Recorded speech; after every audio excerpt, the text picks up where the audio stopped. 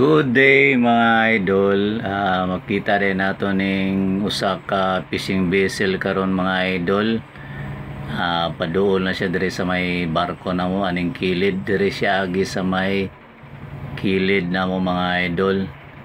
Paingon na ni siya sa fishing port. Kay magdiskarga ni siya og kuan isda mga idol, magdiskarga ni siya. Gikan ni siya sa Moro Golf.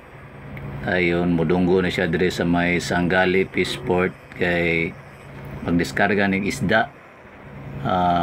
Kini nga fishing boat mao din ni si kuan mga idol, RFT 800.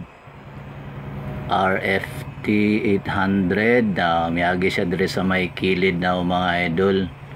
Paingon na siya dito sa Daplin sa may Sanggali Fish Port mga idol, no.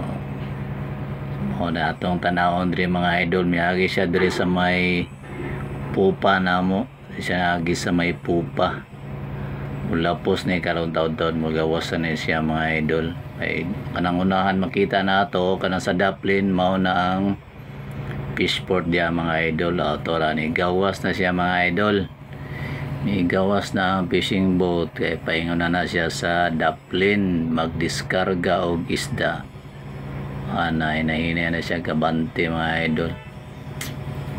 Kahinay na siya og padaplin si RFT 800 mga idol, magdiskarga og isda.